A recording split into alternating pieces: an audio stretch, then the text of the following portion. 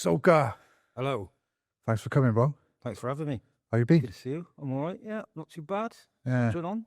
Nice. Yeah, good to be here. So, I got a good podcast. Yeah. Let's start at the beginning. Where were you born? Where were you brought up? Born in Bristol, born and bred. Lived in a little town called Kingswood, which is, slightly, let's say, slowly becoming known because there's quite a few of us from around that way, like me, Chio, Deed, Junks, Loki.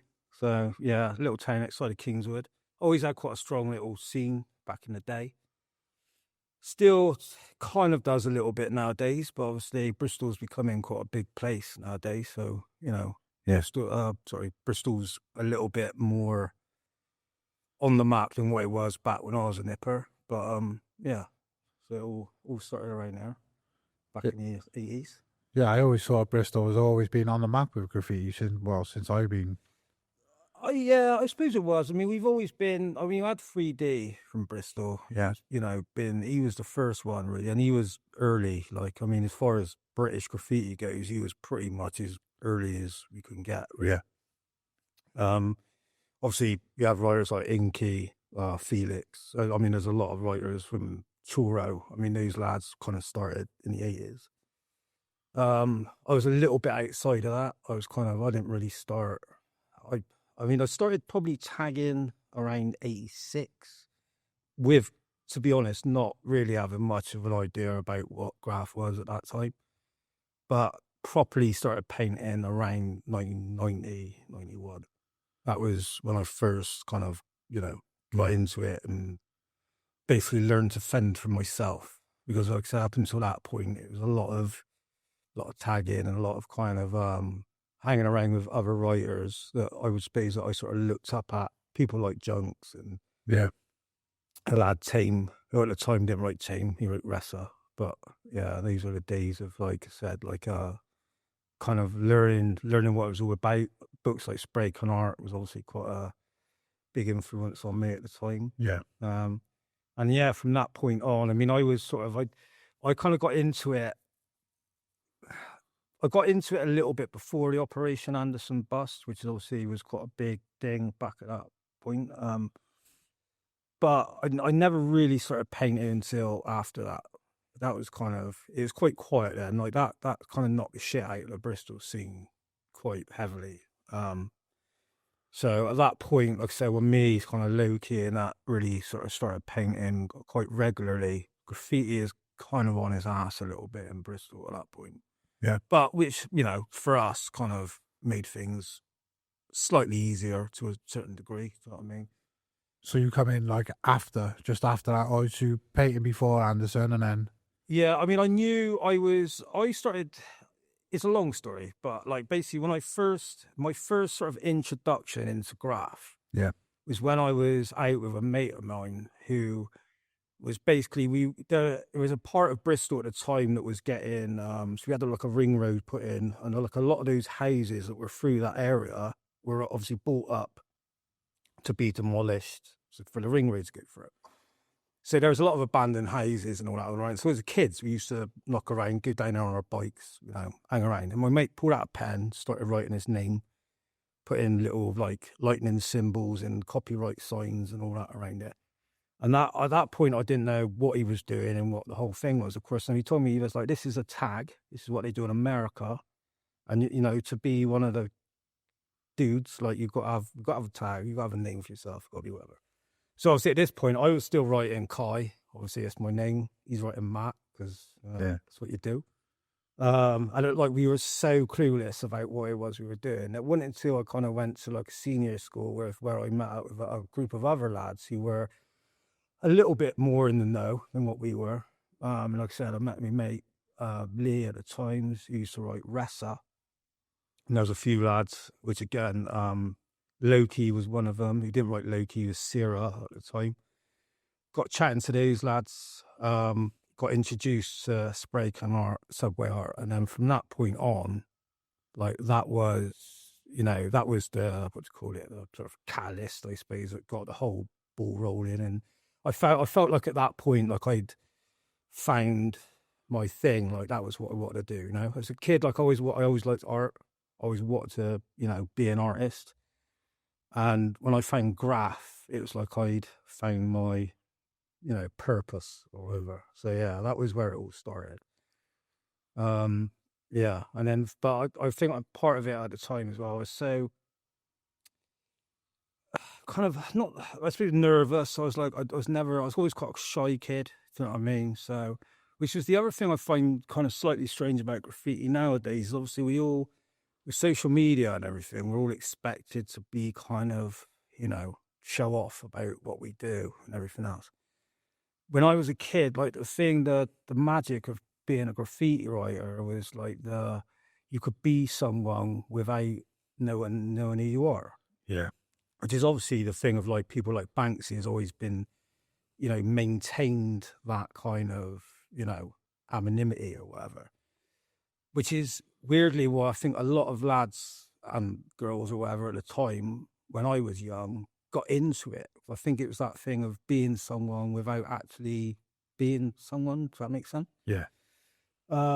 Obviously, you know, things have changed now. We live in different times, but yeah, for a youngster, like that was what really drew me to it. It's a wicked side of it, though, isn't it? You get to have this alter ego, and then you get to hide behind the name, and you can do exactly. Yeah, it's like you know, you kind of be your own kind of not superhero, but you know, you can be your own character, alter ego. Or whatever saying it. Yeah, it's the catch-22 with the Instagram thing as well, isn't it? Because it's like you feel like you're self-promoting, but nobody's going to promote you like you promote yourself. Yeah, and if you don't put it up, you're like kind of missing out on people seeing it, and if that's the whole reason, you want to get up. So it's like a form of getting up, but it's like a weird. Yeah. I mean, this is again, I suppose that's the thing nowadays, isn't it, with Graff?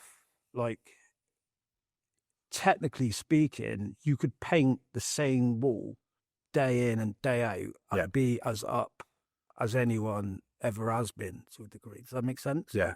If people are willing to look at your online account or whatever, then you can be. So yeah, I think the kind of self-promotion thing's it's not something that sits well with me particularly. So I mean, I think it's something that a lot of probably writers struggle with to a certain degree.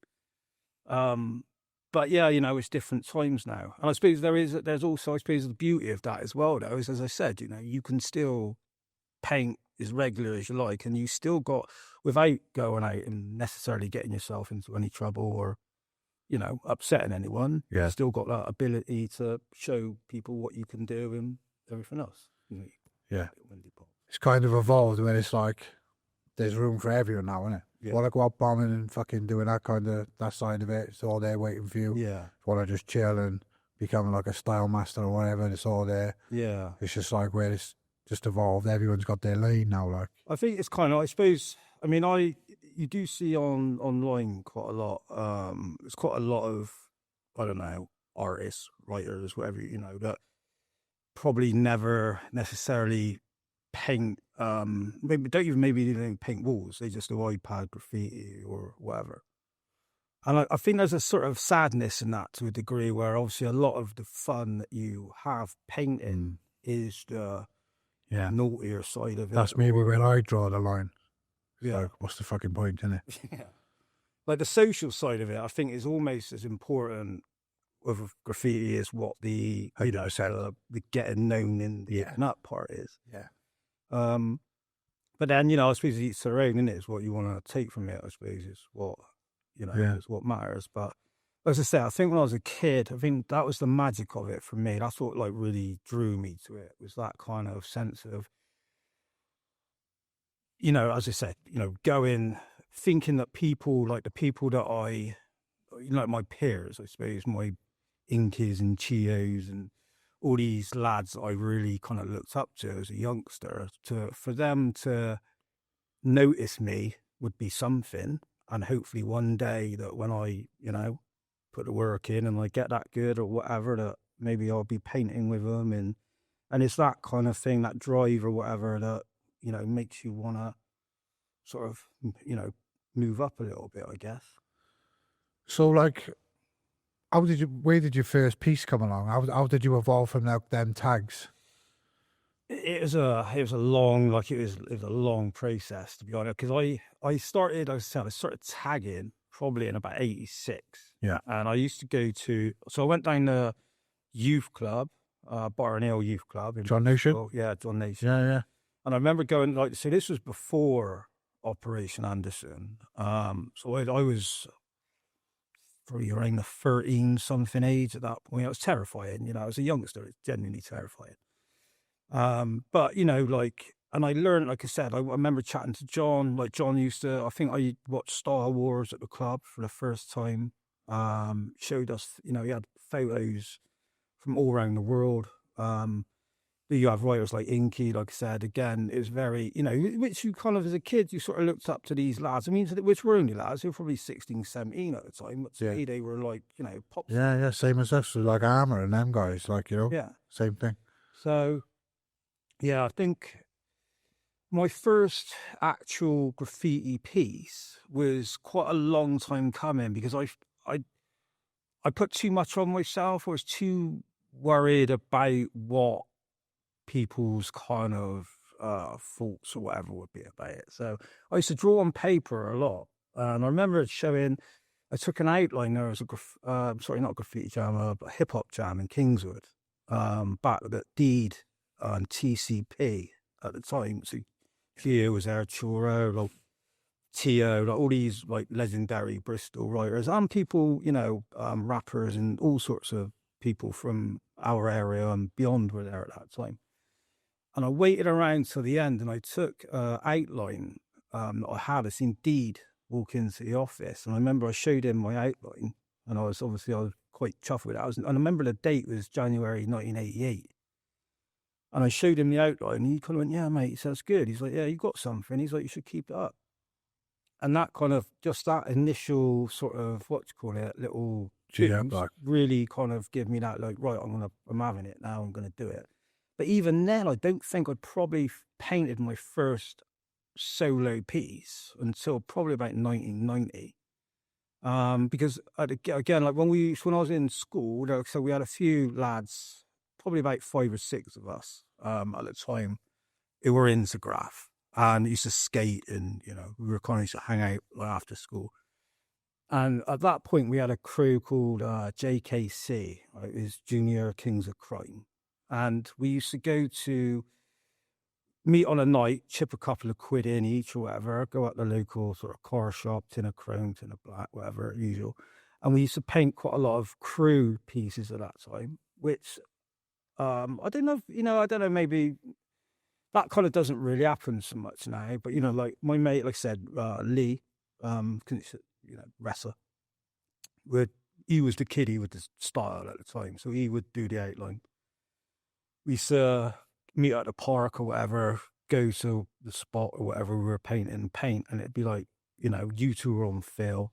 This one's sketching up, like Lee would do the sketch, whatever, we'd be on fill. And then someone would come along and do the outline. So for the first couple of years of me painting, that was all, like, really, that was all I'd done. And I liked that. I was kind of happy with that. I had my place. It's a different mentality, isn't it? It's great though, isn't it? Yeah. Like all of you working together on one thing and... Yeah, I think it was. Like I said, it's quite, and I remember someone saying as kids, and it might have been someone like John Nations, he said, it's really nice that you lot kind of all work as a team. Do you know what I mean? Because I think, you know, back then we did. To a certain degree, like I said, probably a lack of confidence a little bit, do you know what I mean? But it was nice that we had that little kind of, you know, thing going on.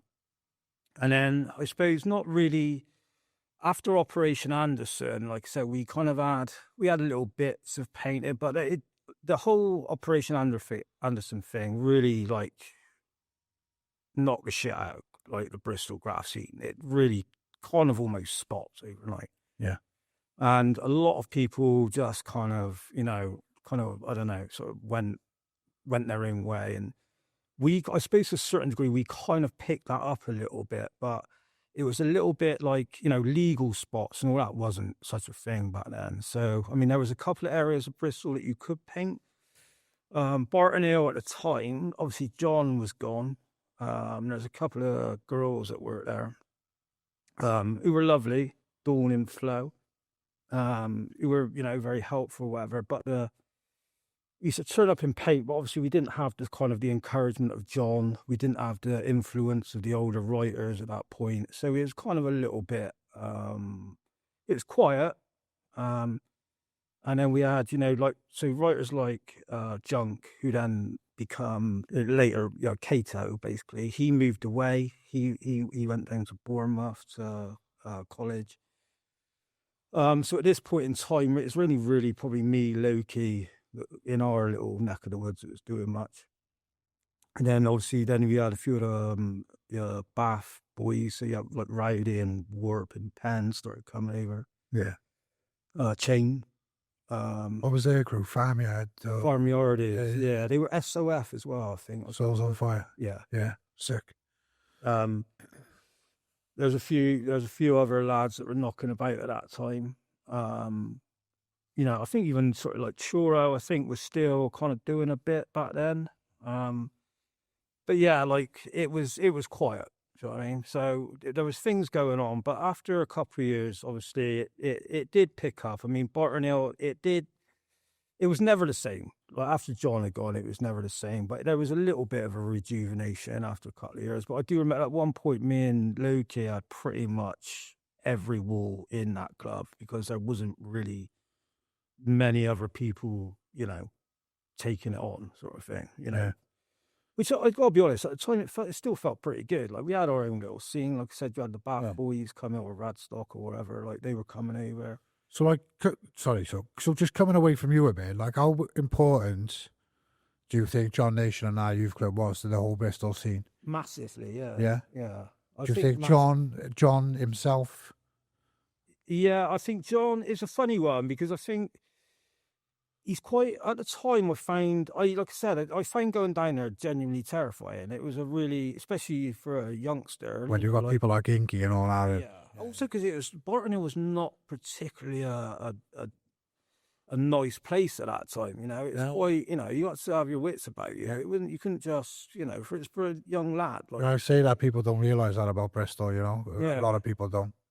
It was rough. It was really rough. Yeah. You know what I mean? So, we used to go down there, and especially, like, I remember, like, we went down there a couple of times, and, like, a few of the older lads would turn up. To us, like I said, at that time, we were kids. To us, they were adults, you know what I mean? And they'd be, like, come out and, there was, like, Source, who at the time he wrote Slow, and there was a few of these lads, like ESR and KTS.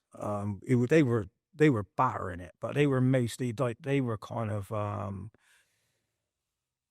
suppose they were just after Operation Under. So I think a few of them were probably involved in it, but they were still doing a lot of tagging and whatever. But the kind of like the legal side of it, they weren't never really that interested in. But like I said, when they turned up, we were generally terrified. I mean, they were always nice enough to us, but like, they were, they were scary out. So we were as kids, I said, as much as we looked up to them, we were also... Yeah, you got to be on your toes, you're the older boys, haven't you? Yeah. But yeah, like I think what John done at that time, it was because it wasn't just known in Bristol; he was known all over the world. Yeah, with the ring, and it was a real like hub sort of thing. And there wasn't really anyone else doing it. So I suppose as kids we kind of took that for granted a little bit because it was on our doorstep. Obviously we knew about it, and and it was Barton Hill Youth Club was quite often in the news and stuff, and not always for good things because obviously there's a lot of local people in that probably wanted to, graffiti was a little bit frowned upon back then. So I think there's a lot of people that didn't see the positives of it, which to be fair is, what he was doing was a good thing, getting kids off the street, putting them into, again, like I say, trying to do something positive with them. And I think he was up against it at that time. And then, like I said, when you got and you had like I said, Inky and Chio they'd done Bridlington or whatever. I think they got second in that the second year, which I think technically they should have won it, politics, but I think a few people would probably agree with me on that one. You had some extremely talented, and they were kids. I mean, at that point they were youngsters that were as good as some of the best name writers in the world. So there was definitely something there, do you know what I mean? Yeah. So I think, like I said, at that point, I think Bristol really had something. I think it's a bit special about it. And I mean, those times have been, you know, I know now like Banksy takes a lot of the credit, or gets given a lot of the credit for, you know, Bristol graffiti, but there was so much more going on long before he was a part of it. Do you know what I mean? I'm not taking away anything from what he's done, but it, you know, Bristol was strong from, you know, from the early 80s, really. Yeah, and it's only writers that are going to know that. Yeah. Yeah. You know, to the outside world, it's all fucking Banksy, isn't it? Yeah, it is, yeah. And I said, you know, and that's not the case. Do you know what I mean? Do you ever have any run-ins with him, or? No, I've not seen him for a long time.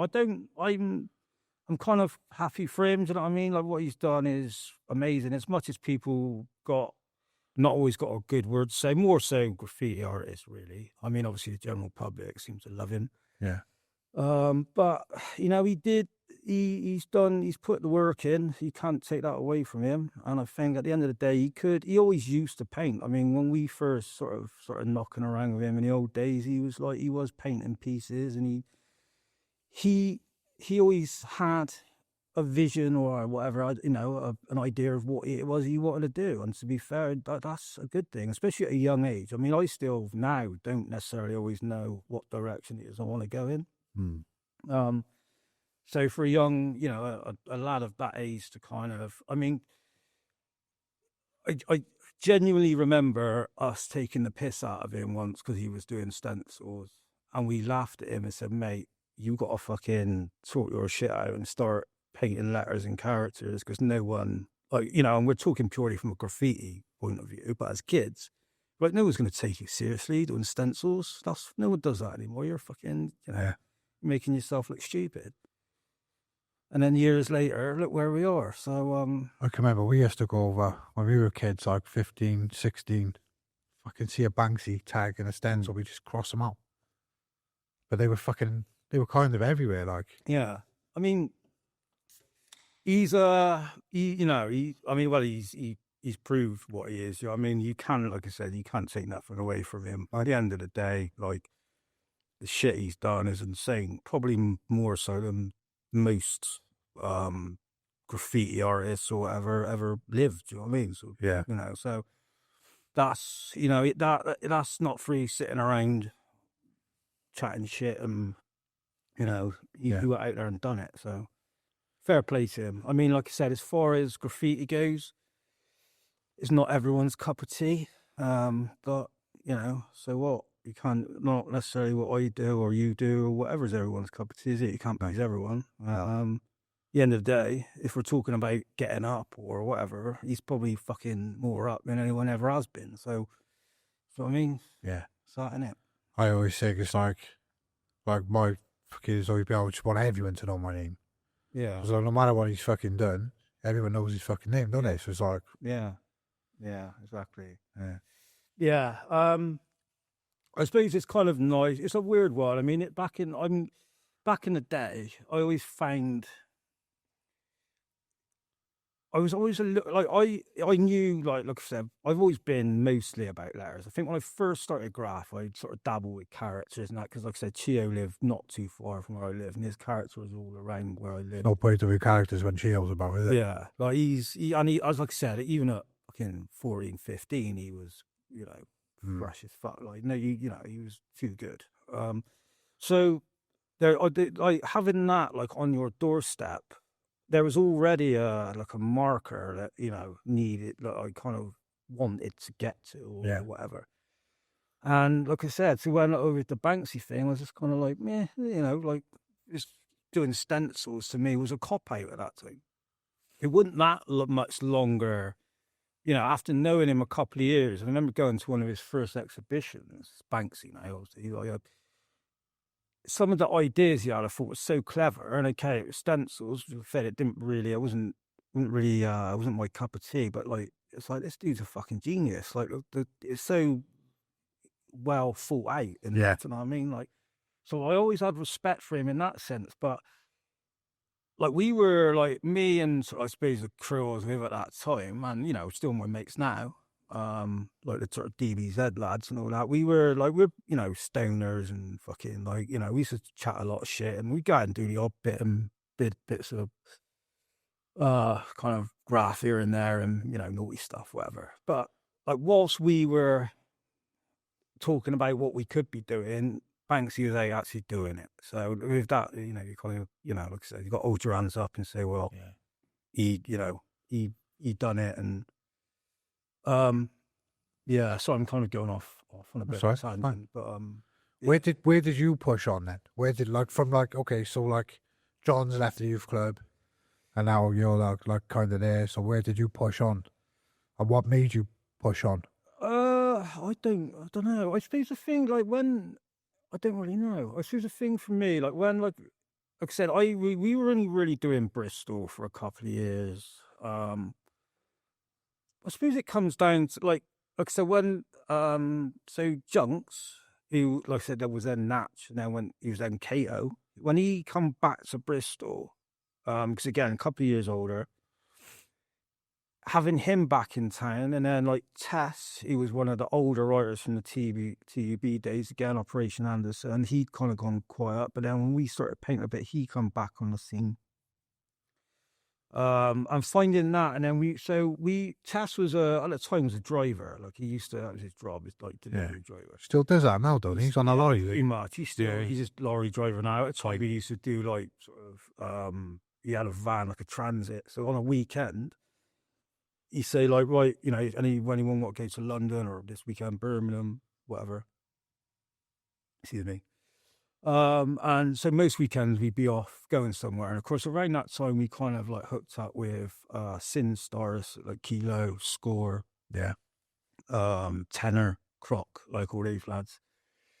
And quite often we'd paint and go to, because that was where you had visual graphics, and graphitism was about then and all that. So I suppose when that kind of started to happen, that was when that started giving me that bit of a push, and I suppose the rest of the lad, because it was like, we were starting to get more known outside of Bristol. Yeah. And also starting to kind of, I suppose, what's the word? Like, people were noticing a little bit more. So more people are then coming to Bristol as well. I was going to say that, because it must have been like a bit of a healthy scene, because then like you had people like TCF coming down. Yeah. From like Hull now. I think they were from Hull, weren't they? A few of them, yeah. They're a little bit of a mixed bag, because I think a lot of them met at I think it's Ashton College or something. Like a lot of them were at college at that same time. The one guy was originally from Barry, Caesar. Yeah, Caesar. Yeah, obviously, but then I can remember being a kid. I was like 14 and saying like, why, like, you're from Hull, but are you in Bristol? They said, we literally just come here for the graff. Yeah. Yeah. But I mean, that's a sort of bit of a bone of contention, really. I mean, there's a bit like, I think at that point, because they, like I said, there was always a little bit of a kind of beef, I suppose, between us and them back then. Because for again, we were still quite young at this point, and I think for us, we were kind of like, they were coming down and then kind of doing the Bristol thing. Do you know what I mean? Oh yeah, Bristol crew, this, and we were kind of, hang on a minute, like we've been here for a few years.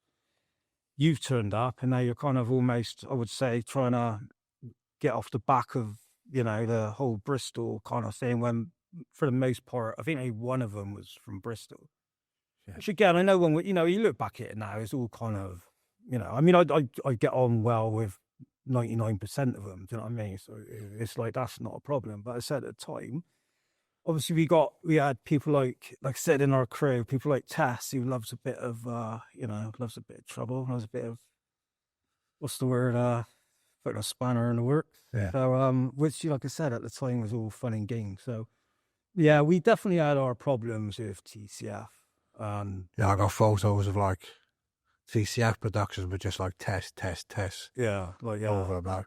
Yeah, well, I mean, again, that was a bit of a funny thing, because I think I remember me and Loki chatting about it, and there was a point where we had a little bit of a problem with Tess. I mean, Tess used to cross us out at times. He's in our fucking crew. I mean, if we upset him or done something that annoyed him, like, but I mean, I love him dearly now. Like, genuinely one of my muckers. Like, he's a good lad.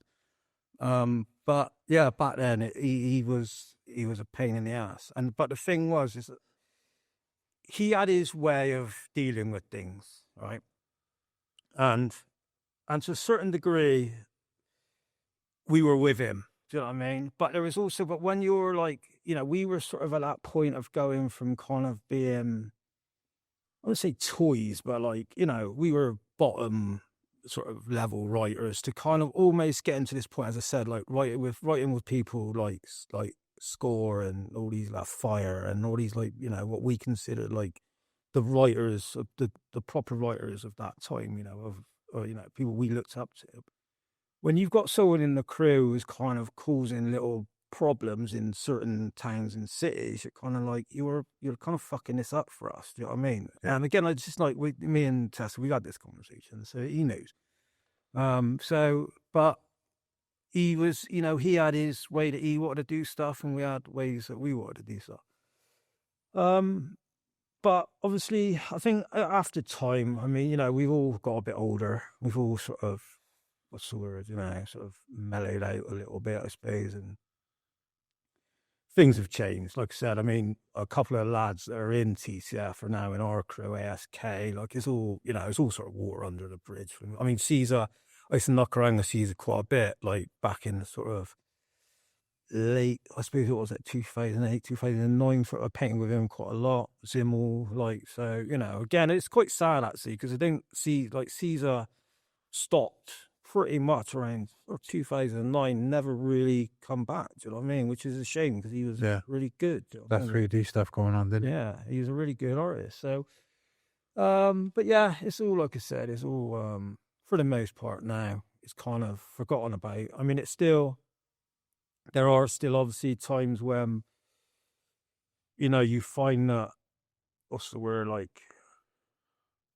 so quite often none of us in our crew never really shout too much about what we done at that point in time. And I think sometimes we feel a little bit, I'll speak for myself, I feel a little bit kind of put out if I get forgotten about the work that we done back at that time. SBS Salvage, South Wales' #1 vehicle dismantler and car part specialist. Serving customers throughout the region for the past 10 years. You are sure to receive the very best price for your scrap or salvage vehicles. Just check out our websites, Scrap Car Cardiff or even sbssalvage.com to get an instant online quote. We buy all cars, vans, etc. Should you need any part for your car or van, don't hesitate to call us, and our dedicated parts department will definitely be on hand to assist you. We also offer the very best prices for copper, brass, lead, aluminium and all other types of metals.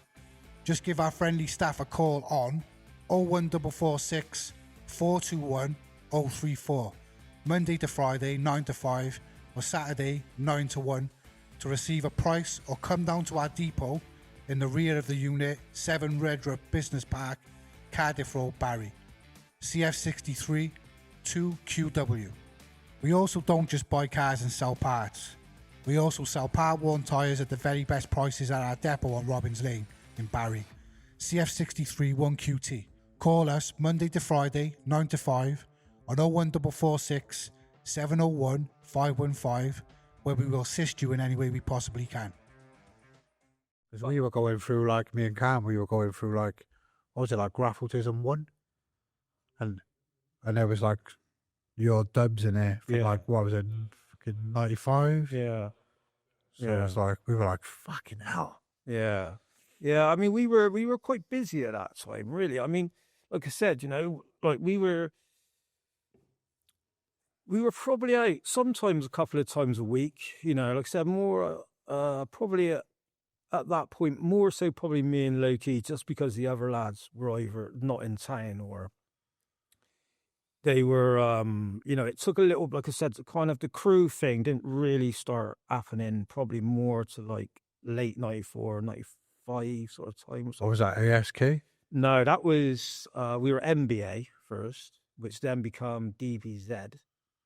And then it kind of fizzled out after. So were you the original DBZ? Is that the DBZ that's still?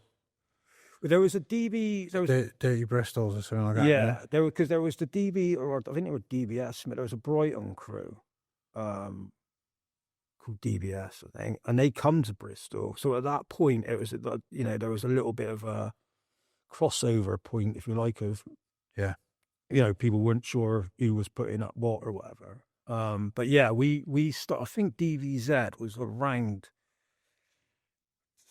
It's 96, 97, that kind of time. And then, of course, we had Walls on Fire, which is a thing that Banksy and Inky sort of incredible jam that was. Yeah, it was incredible. It was amazing jam. Yeah, it's really good. And people still talk about it now. I mean, all these years ago, that was 98, and that was a really good jam. I mean, that was, as I said, that was quite an important. So there's so many good writers down at that point, and and I think it did really help give Bristol that little boost that it kind of needed at that point. You know what I mean? Because like I said, obviously at that point, TCF were painting. We were painting. There's a few other, like I said, the Farmyardies, and there's a few other crews in that were knocking about, STR, and a few, there was bits going on. But I think after after Walls on Fire, I think that was when it started to pick up.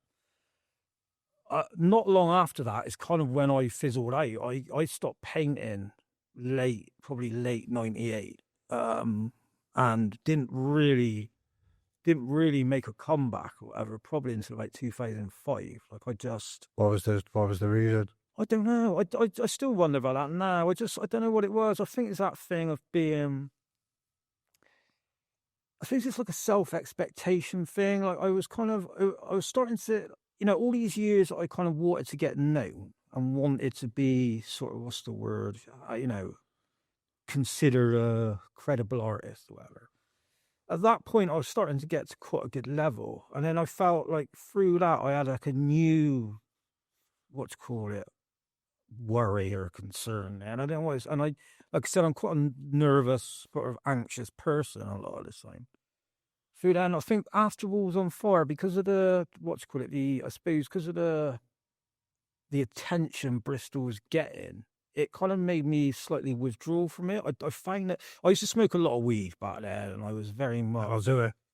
Do you know what I mean? Like, I did start going down that kind of. I was going out less, and I become a bit reclusive, and I started finding. I was finding that I wasn't. I mean, don't get me wrong. Back then, I suppose this is the other thing. I used to go to a lot of graff jams and didn't really talk to people anyway. Like, I was at that point, I was a nightmare. I mean, I remember there was a few times, like I said, with the Sin lads and all that, we got invited up to London and we'd be smoking weed all the way up in the van. And by the time I got out, I was so fucking stoned or whatever. I was a mess. I couldn't hold a conversation. I was an anxious, nervous wreck. Do you know what I mean? So I'm painting with all these writers that, were my, at the level that I wanted to be like. And not only that I couldn't talk to them because of who they were, I couldn't talk to them because I was a fucking, a stoned fucking, dribbling mess. So like that was, I think at that point, I just thought, I don't know if I can do this anymore. I felt so out of my depth, do you know what I mean? That I was kind of in amongst, and like for example, like at this point, Banksy was still painting. It's what he was painting stencils and stuff. He was also painting walls, like freehand kind of stuff. And he was very, on the ball. Like, I've got this wall, we should do this. I've got this idea, we should do that. And I felt there was all of a sudden, like the crew kind of dynamic thing had kind of changed from basically being a bunch of kind of like sort of bumbling idiots kind of, muddling through to now all of a sudden we need to be on the ball, painting this, doing that, getting these jobs, fucking whatever. And I'm just like, I don't know if I want this. It's kind of like That'll separate you as well, innit? Yeah. Because it's like generally. Yeah. I just felt a bit out of my depth, I suppose. And so. Because it's like we like me and Cam, we want to push, we want to do these productions and stuff. But then like other boys, even though they're much fucking better writers than me, they're like, fucking hell, it's not for me. Yeah. So it will like. It does. I don't know what it is. I think it grasps. I mean, I suppose I don't know actually. I mean, I've had this conversation with other people, and do you think that if you say you were into watercolor landscapes, right?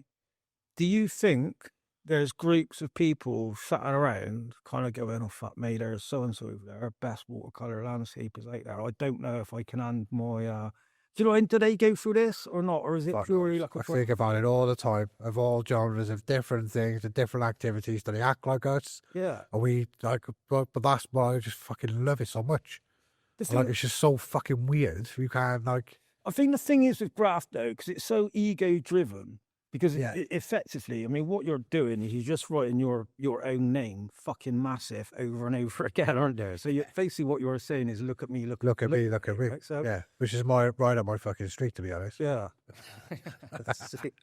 That was kind of like, that's why I think I was struggling so much with it at the time, because I wanted people to look at what I'd done, not look at me. Do you know what I mean? I don't like people. Like, I find this weird. I'm you know, this is not it's not a situation. No, I know. We know we're lucky to have you. So, like, oh well, thank you. Thanks for having me. I'm lucky to be here. But like I said, I'm, you know, I struggle with this kind of, you know, it's the me thing again, innit? I don't mind. Like, I'm happy when people are looking at my. Bro, like, you're an absolute fucking legend. The work you put in, like, the pieces you paint, that don't fucking come easy. So it's like, you deserve, now's the time, like, you know? Thank you, appreciate it. Yeah, thank you. Well, maybe you should have had, maybe it was years ago was the time, but, like, you know, it's never...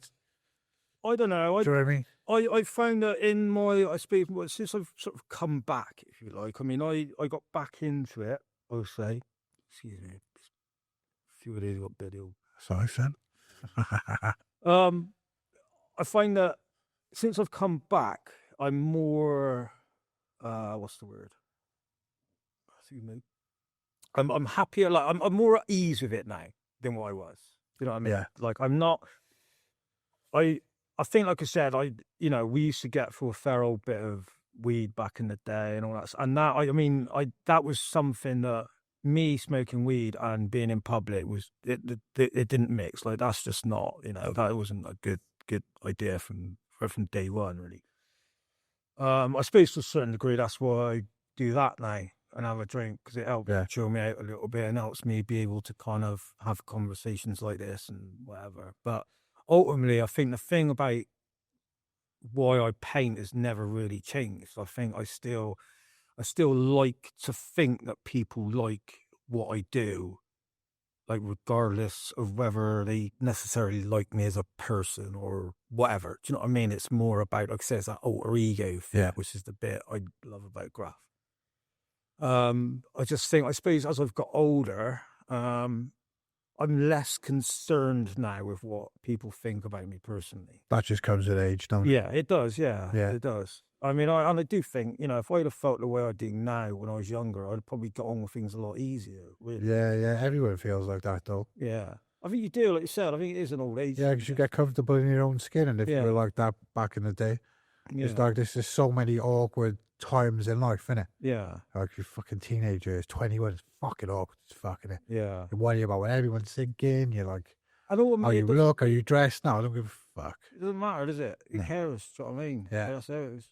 Whatever. Like, I don't, you know, if you don't go around thinking or worrying about what everyone else is doing and what they're up to, do you? You're concerned with your own business, and probably makes other people are doing exactly the same. So don't worry about it. It's so, like, crippling, though, isn't it? It is, yeah. At that age. It's horrible, yeah. When you're worrying, like, and it's like, and especially for an artist, it's fucking...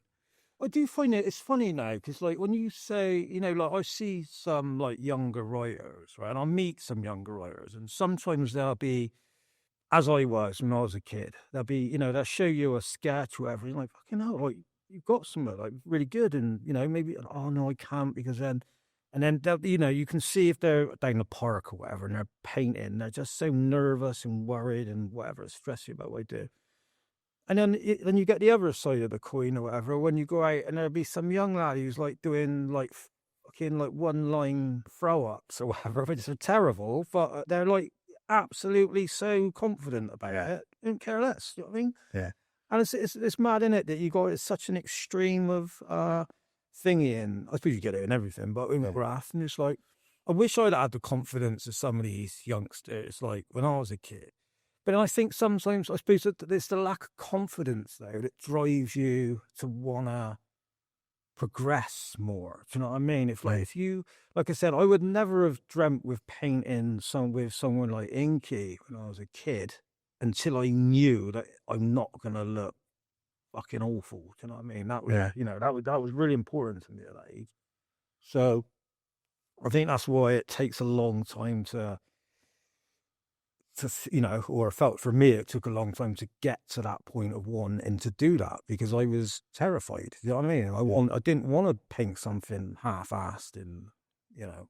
It means a lot, don't it? When it means a lot to you and you're representing that name in you as well, it's like one false move, like you could, like. Yeah, exactly, yeah. You know?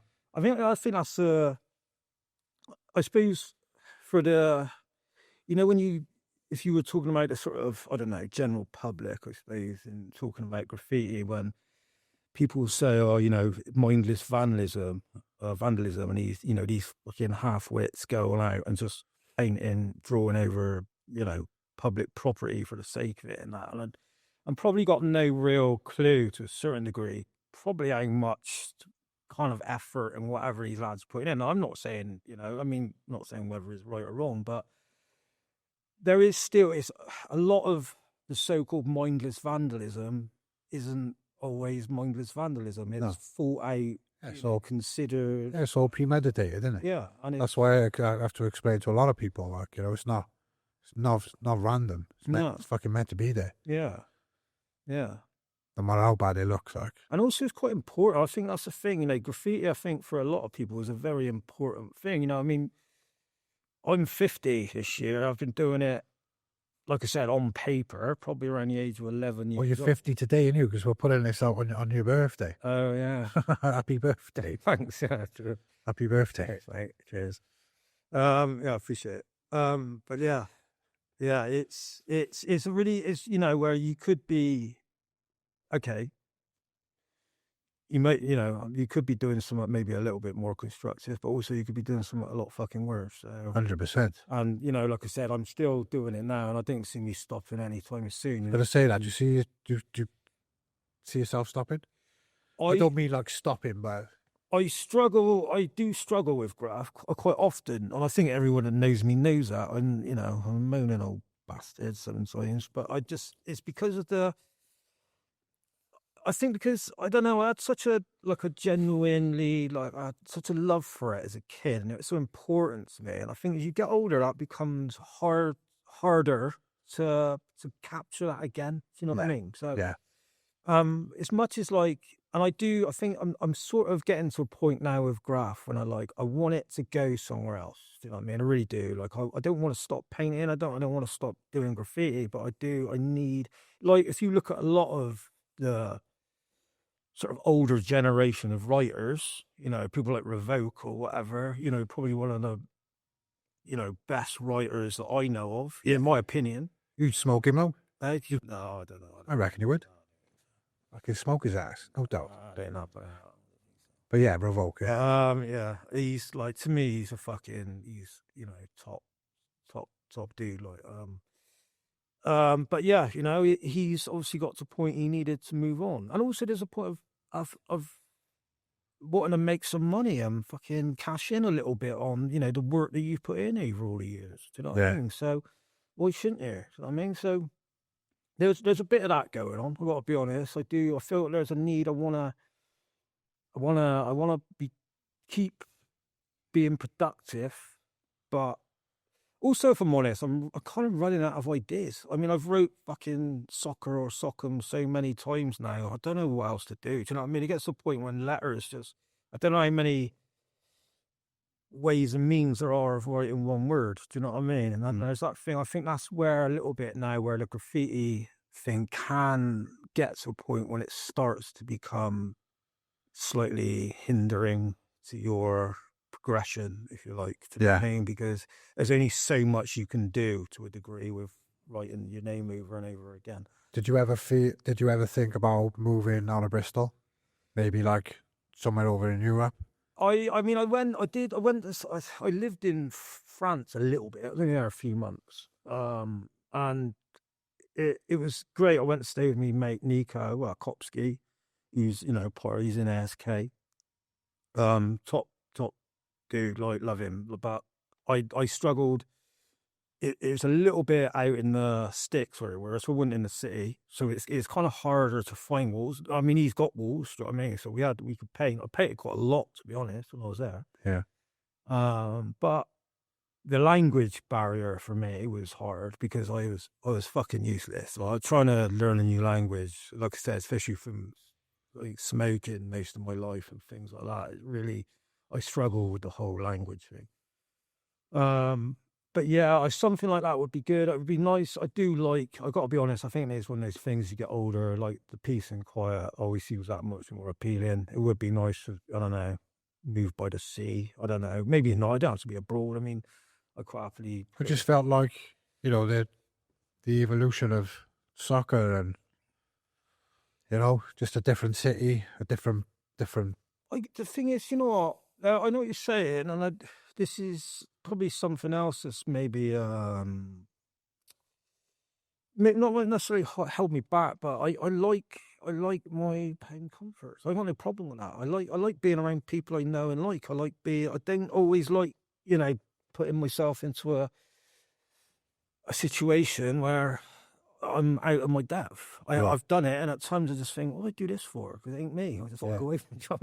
I'm the same. I fucking love Wales. I love Barry. Good. I don't want to go anywhere. Right. The boys are always flying off on the world. Come on. I'm like, fuck, you hear me? It's nice to do it. It's also nice to come back. Do you know what I mean? And that's it. Like like I said, as much as I moan about this country, there's places that I'm sure there's places I'd like to go and visit. I mean, there absolutely is places I'd like to go and visit. But whether I'd want to stay there permanently or whatever is another thing. Do you know what I mean? So, like I said, I like Bristol. I mean, I am getting to a point. It's busy now, Bristol. It is it's like little London. Do you know what I mean? And I am finding it a bit much at times. So yeah, like I said, maybe moving out of Bristol a little bit, moving down south or something. Definitely, I can see myself doing that. What do you think of the whole Bristol scene at the moment? What's your take on it? Honestly, I mean, I don't think it's up to much. I mean, it's fucking battered. I mean, it depends how you see GRAFF. Do you know what I mean? Like, if you were purely into bombing and illegal stuff, I mean, it's more battered now than it ever has been. I mean, like, it makes us look like when we were kids. I mean, we thought we were doing a bit, but fuck me, like we've nothing to like what they're doing now. Like, it's ridiculous. But that kind of, for me personally, like, that's not what's the word? Like, it doesn't excite me. I like seeing really nicely painted fucking burners. You know what I mean? And it's just saying, like, Bristol's got quite a good thing, street art, but again, some of it's good. I'm not knocking it. Like, some amazing pieces of art in Bristol, but for me, like I said, I want to see fucking wild styles and whatever. And like I said, in that, obviously, that's the thing. What's happened to graffiti now, isn't it? It's like over the sort of last few years, the street art, but like graffiti become really popular, say about 15 years ago or whatever. Now it started to kind of lose everyone. It started to become more acceptable. Everyone started buying up bits, especially after Banksy blew up, and everyone was snapping up bits of art, graffiti, left, right, and center. And then basically, effectively, what happened not long after that was street art become more of a thing. And now we're in this weird thing where you've got the bombing side of it, which apparently, everyone hates that. Vandalism, it's destructive, it's whatever. And then you've got street art where they love it and can't get enough of it. And then you've got like what we do, where we're almost like white noise. They don't see it anymore. It's not vandalism. It's colourful and it's pretty, but we don't understand it. So it means nothing. Like, you're almost just fucking, do you know what I mean? So it's kind of, in a way, it's almost quite nice, because you're almost can be left alone to get on with what you do and not really, be getting the shit under the stick for it. But at the same time, you're not getting the recognition maybe of the years that you've put in and all the fucking, the efforts involved and everything else. Like I said, and that score, I'm not too bothered as long as you like it and Carm likes it and Russ like, and do you know what I mean? Like, fucking, and the people, my peers like it, and all the people I look up to, and they like it. Then, you're fucking number one to us, lot, bro. I think You, Hulk, Sana, all that, like, you're all coming to the same bracket. You're like, fucking, that's where we want to be, style wise. It's like fucking unbelievable. cheers. Yeah, nice fun. Yeah, I don't know. It's nice. It's nice here. I think it's hard taking compliments sometimes, but you know, it is nice here. No, you deserve it, man. It's fucking incredible. Like, yeah, thank you. What's the plans for the future? Like, any books or anything like that? And fucking. Do you know what I've been? Yeah, I want to do a sketchbook, which I don't know how well it might be received. Only in the sense of like everyone I've shown what I want to do have all said, yeah, I like it, but where's the colour? Why don't you put photos of your pieces and blah blah blah into it, right? I bought a book back in, I think it was like 1995, called Back Jumps, which is like an A5 book, German book. I think I can't remember who the artist or whoever it was that put it together. But it was literally a book of black book sketches. And it's fucking brilliant. I love it because to me, that's like the essence of graph. Like, I don't colours in there. I mean, it was obviously, you know, I like seeing a fucking well done piece as much as the next man, but just pure sketches. I mean, I could look at that shit all day long. So, I mean, I genuinely think some of my best stuff is on scraps of fucking paper, like with tags and whatever all over it, because it's literally as I've drawn out. I think that shows something. It's not cleaned up. It's There's nothing to hide behind. It's just there, like. Yeah. And I'd like to do that. I'd like to literally just make a book. And I've got sketches. Most sketches I've painted since I was a kid, I've probably got about 80% of them. We've still got most of them, still with the fun prints and all the paint and whatever. Wow. I mean, some of them are so faded and that now. And, you know, as you open them, they all rip and whatever, because they're all... But I'd love in somewhere, if I could put that into a book, that would make me happy. Do you know what I mean? Because like I said, that's a little bit of documentation then that I've got and I can keep. And there's also, like I said, I think that's my best graph, really, as its simple form, you know, because quite often when I could paint a piece, and I'm sure it's the same for most writers, but I could paint a piece that I'm really, you know, the outline I'm over the moon with, and I go and paint it all, and it's fucking nothing like the, you know, what I wanted from it or whatever. The colours didn't work, or, you know, I've had a few too many Sherberts, or I've just not really felt it, or whatever. Because obviously, again, like painting a piece isn't just about painting it; it's about the mood you're in and the day you've had and the people that are with you and everything else, isn't it? Yeah. It's like it's all about how you are on that day, so whether it comes out good or bad or whatever. So like I said, to put something in a book, that would be good. I'm doing a few. I got some T-shirts and stuff on the go. I'm doing some prints. I want to do more. Like I said, I want to do more canvas work and stuff like that. It's definitely like, I'm trying to find my way with that a little bit, trying to get it there. Do you know what I mean? I need to concentrate less on maybe going out and painting walls and a little bit about more the long term of it. Yeah. Do you know what I mean? Because it's important. It's like a consolidation of everything you've done with the book wise. But you can be really fucking active with that stuff. It's like, who don't want a fucking Soker canvas? Who don't want a Soker print? Who don't want a fucking... Probably have to get a T-shirt? Yeah. Fucking hell, it's like... It's nice. I know it might to give you advice, but it might... I am more than happy to take it. I mean, I do, like, a lot of people say really nice things, you know what I mean? And it is, I wish sometimes I had the belief in myself that a lot of other people have got in me, do you know what I mean? Because that is a struggle at times, but it is, unfortunately, it is, you know, it is a part of who I am and sort of what I do, do you know what I mean? So there's definitely things I know that I need to work on and sort out, and I feel like I am working on it, and I am trying to get there. And as I said, as I get older, you know, trying to have some sort of, what's the word? Not legacy as such, but have, you know, like something that I've got to show for my hard work as I get older. Like I said, in a book form or whatever, I think would be good. And like I said, it's canvases.